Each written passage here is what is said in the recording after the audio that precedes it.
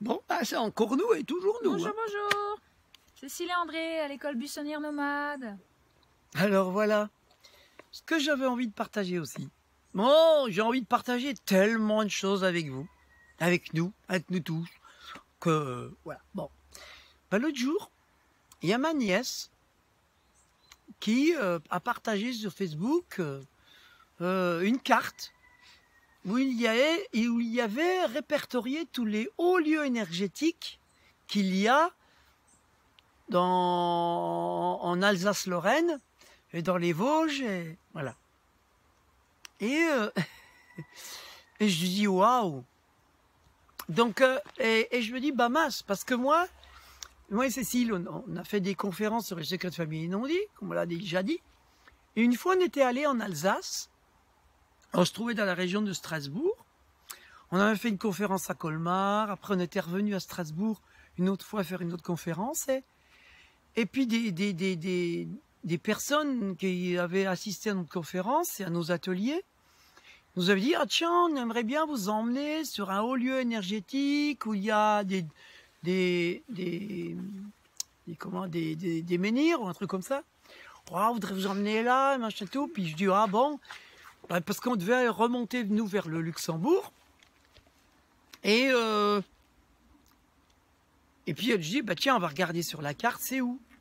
Puis sur la carte, bah, il fallait qu'on redescende de 100 km plus bas. Alors je dis à ces jeunes-là, je dis non, moi j'ai envie de me ressourcer un peu dans une forêt. Donc puis je regarde Strasbourg, je dis bah il y a la forêt d'Agneau. Je dis bah je vais aller dans la forêt d'Agneau. Il me dit ah non, c'est une forêt qui a été plantée par les hommes et tout, il n'y a pas d'énergie, il n'y a pas de nani, il n'y a pas de gna. Alors plus ils me disaient ça, plus je leur dis bah c'est là que je vais aller. C'est là que j'ai envie d'aller. Et en fait, nous sommes allés dans cette... Et ils nous ont suivis. On est allé dans la forêt d'Agneau, où il n'y a pas d'énergie, il n'y a pas de gna. On a passé une super journée à contempler ces superbes et magnifiques arbres qui étaient devenus des majestés. Devenus des majestés. On a passé super après-midi, on est super. On a apporté plein d'énergie à ce lieu. Et ces gens qui n'auraient jamais voulu venir là ont découvert. Ils nous ont remerciés d'avoir découvert cette forêt. Et l'énergie. Et en même temps, je leur ai dit, voilà, je préfère aller dans des endroits où les humains ne veulent pas aller. Parce que pourquoi que je devrais prendre à des endroits plutôt que de donner à d'autres. No. Donc, tout le temps prendre. Donc, moi, la nature... La nature, elle a besoin aussi la terre, la nature qu'on lui donne. me donne en permanence. En permanence. J'ai juste à recevoir ce que la nature me donne en permanence. Donc, moi, eh ben, je vais là où j'ai besoin, ressens le besoin de donner aussi. Donc, voilà. Et donc, et quand j'ai vu ça, de nouveau, ma nièce partageait ça, et qu'en plus j'ai su qu'elle était allée sur le mont Bougarache, enfin, à Bougarache, à haut lieu énergétique, et qu'après, bah, je dis à ma soeur, pas à ma nièce, mais à ma soeur, je lui dis, bah, vous êtes passé tout près de chez nous, vous n'êtes pas venu nous voir. Ah bah non, parce qu'on était pressés, on n'y avait pas le temps. Bon, alors... Ils vivent un peu comme des extraterrestres. Hein. Ils ont des véhicules ultra rapides qui leur font gagner beaucoup de temps et qui fait qu'ils n'ont pas de temps. Donc c'est normal. Hein. Donc et je lui ai dit, mais tu te rappelles, Christine, je t'avais parlé qu'il y a quelques années de ça, en 2010, Cécile et moi, on est montés sur le Bougarache. Et qu'au Bougarache, ce haut lieu énergétique, très très convoité par les humains, et même tellement convoité par les humains que ça devenait un gros parasitage d'ailleurs. Comme si on pourrait dire des vampires qui viennent sur ce mont Bougarache pour le vampiriser. Eh bien, Cécile et moi, nous avons transféré les énergies de Bougarache sur le mont Canigou. Aïe aïe aïe, merde, ils vont tous aller sur le mont Canigou. Je sais pas si on devrait le dire ceci là, mais bon. Allez, Canigou, il a le dos solide, c'est bon. Et oui, elle dit, ah ouais, c'est vrai. Bon. Mais c'est vrai que comme le Canigou, personne ne le sait, bah, ça passe incognito. Et le Canigou, lui, il envoie l'énergie. Partout, partout, partout. Sans que personne ne le sache. Et c'est génial. En fait, voilà. Ce que j'ai envie de dire, et en fait, le plus haut lieu énergétique, le plus haut lieu énergétique qu'il puisse exister pour un humain, je vais vous le montrer.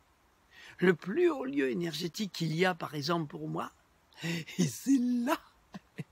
C'est là. Vous voyez, il est là. Ouais. Il est en nous. Il est partout. Pas dehors. C'est à nous de le créer. Pas à l'extérieur. Là. D'accord? Pour Cécile, le plus haut lieu énergétique de Cécile, il est là. Là. Pas là. D'accord? Donc voilà. C'était ça que j'avais envie de partager. C'est ces hauts lieux énergétiques qui sont en nous. Tant que je vais les chercher à l'extérieur, je perds de l'énergie. Plus j'en perds, plus je vais chercher des hauts lieux énergétiques pour me ressourcer. Mais ouais, dans l'amour. Alors que si je vais en moi trouver cet haut lieu énergétique, je vais me ressourcer. Sans savoir beaucoup à me déplacer, en fait. Hein. Oh, ça, au niveau... Et puis ça, en fait, c'est le haut lieu énergétique le plus local. Donc, dans la délocalisation qu'il y a, on va consommer beaucoup moins d'énergie hein, si on relocalise les hauts points énergétiques là. Hein.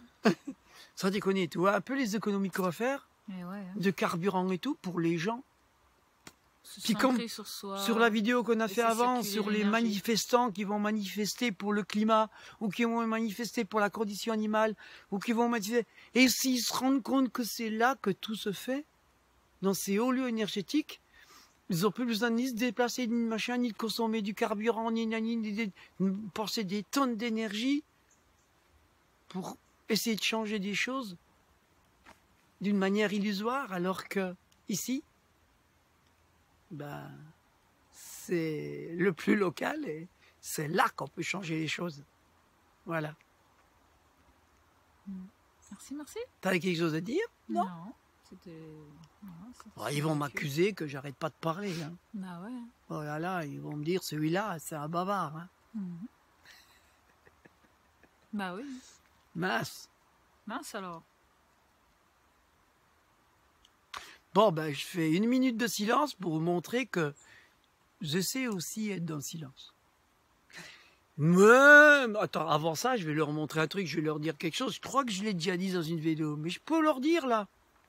C'est que pendant que je parle à quelqu'un, même si je parle à Cécile, que je parle à quelqu'un qui est en face de moi, ou que je parle à quelqu'un sur cette vidéo, en même temps que je parle, dans ma tête, il y a le silence. Ça veut dire quoi?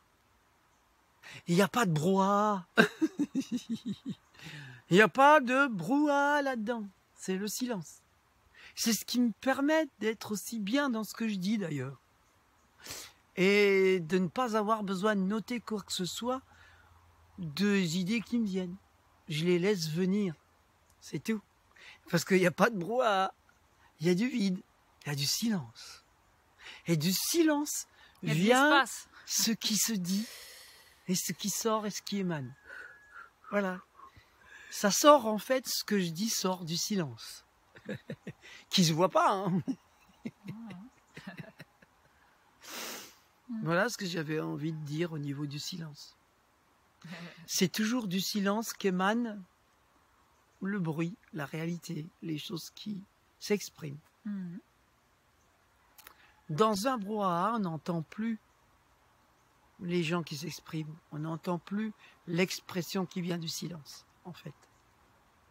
Hein, Cécile? C'est vrai. Voilà. Merci. Merci. Je regarde là où est le bouton pour arrêter. C'est pour ça que je baisse la tête à chaque fois. C'est rigolo.